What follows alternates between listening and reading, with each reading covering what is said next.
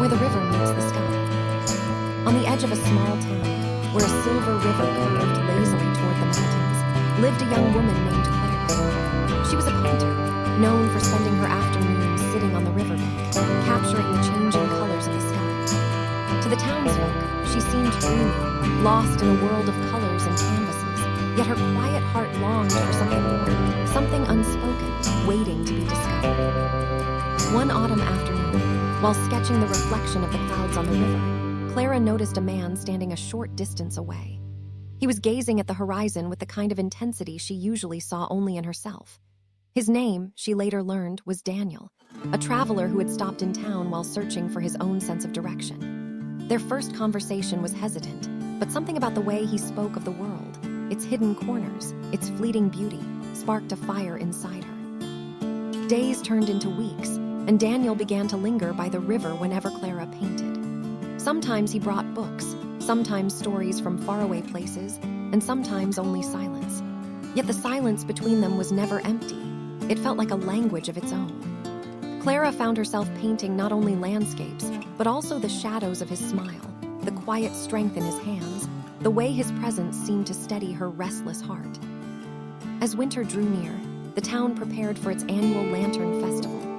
Clara, nervous but inspired, decided to unveil a new painting, one unlike any she had done before. On the night of the festival, when the river shimmered with floating lanterns, her canvas revealed a breathtaking scene. The river meeting the sky, glowing as though the horizon itself had caught fire. At the center of it, a lone figure stood, reaching out, not to the heavens, but to someone unseen beside him. The crowd admired the painting, but Daniel understood its meaning instantly. His voice was quiet when he whispered to her, "Is that me, waiting for you?" Clara felt her heart race. For once, she didn't hide behind her art. "Yes," she admitted, "because you've become part of the way I see the world." That night, under the lantern-lit sky, Daniel took her hand. The promise wasn't spoken, but it was felt. He would stay, not just for the river, not just for the horizon, but for her. Seasons passed, and though Daniel never stopped dreaming of distant places, he found his home where the river met the sky, beside Clara. Together they built a life stitched with laughter, art, and stories, proof that love is not always about finding someone who changes your path, but someone who makes you see the beauty in the path you've already chosen.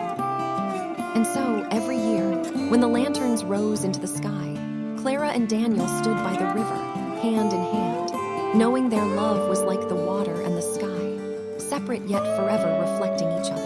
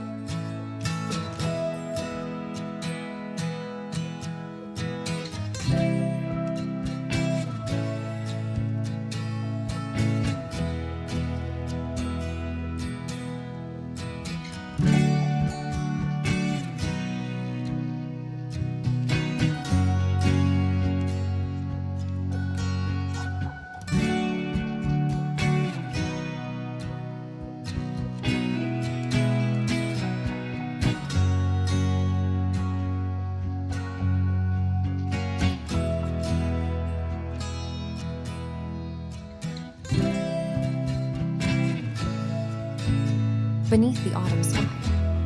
The train slowed as it approached the small countryside station.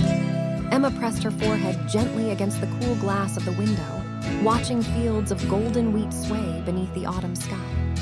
She hadn't been back to this town in years, not since she left for the city, carrying with her nothing but a suitcase and a heart full of dreams.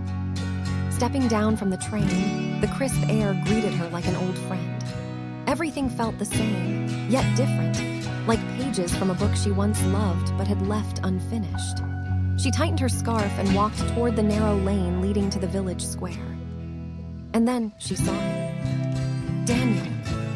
He stood by the old bookstore, his hands tucked into the pockets of his jacket, waiting for someone, or perhaps no one at all. His hair was a little shorter, his shoulders broader, but his eyes, they hadn't changed. They were the same deep brown that once made her believe in promises whispered beneath the stars.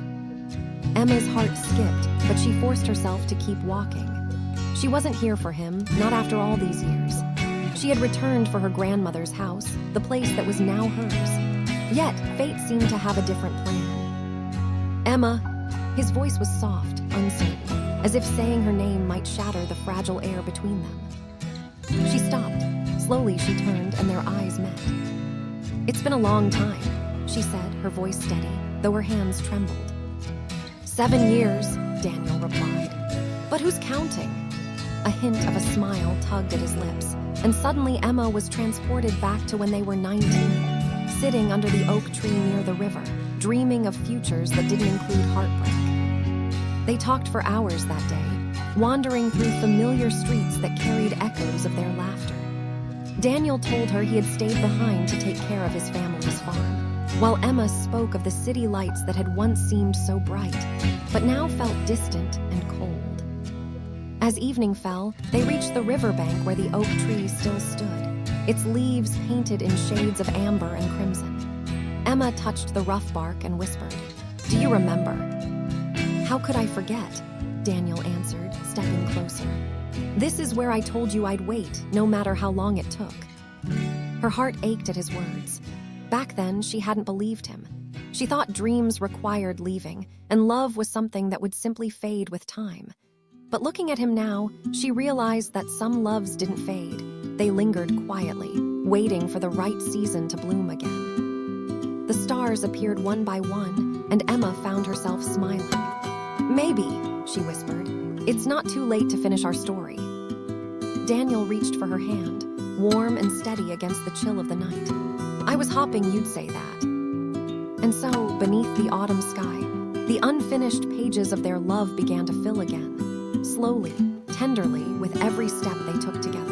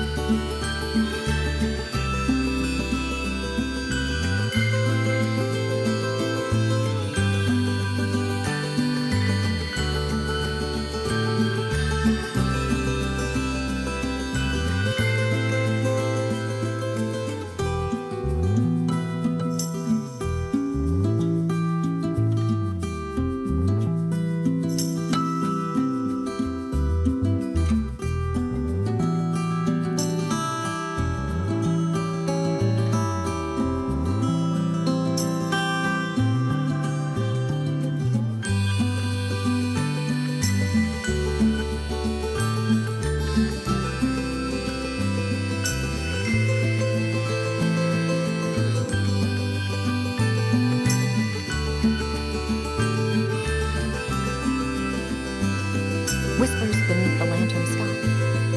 The small riverside town of Ansel always came alive during its annual lantern festival. The night sky would glow with floating lights, and the river shimmered with thousands of drifting wishes. For most, it was a time of celebration. For Clara, however, it was a quiet reminder of a promise she once made. Clara had grown up in Ansel, where she had spent her childhood with Ethan, the boy who lived next door. They had been inseparable, sharing secrets under the willow tree by the river, skipping stones across the water, and whispering dreams into the night. When they were 16, on a night filled with lanterns, Ethan had promised, "No matter where life takes us, one One day we'll send our wishes into the sky together again. But life had its way of changing things. Ethan moved away for university, chasing a career in architecture, while Clara stayed behind to help with her family's small bakery. Distance created silence, and silence turned into years. Though she never admitted it aloud, Clara always wondered if Ethan had forgotten that promise or her. On the evening of the Lantern Festival, Clara walked along the riverbank, carrying a single lantern. The streets buzzed with laughter, music, and the scent of roasted chestnuts. She placed her lantern gently on the water, whispering her wish like she always did. "I hope he's happy. I hope he remembers." As her lantern drifted away, a voice broke through the noise. "Still sending wishes without me." Clara froze. Slowly she turned, and there he was, Ethan. Older now, his face sharper, his shoulders broader, but his eyes the same warm brown that had once looked at her like she was the only thing in the world. "You came back," she breathed, unable to hide the tremble in her voice. "I told you I would," he said with a half smile. He held up a lantern of his own. "I thought maybe we could keep that promise tonight." They walked to the river together, their hands brushing occasionally, each touch sending sparks racing through Clara's chest. As they knelt by the water, Ethan hesitated. "I thought about this moment every year," he admitted. "No matter where I was, I always wished for the same thing, that you'd be here when I came back."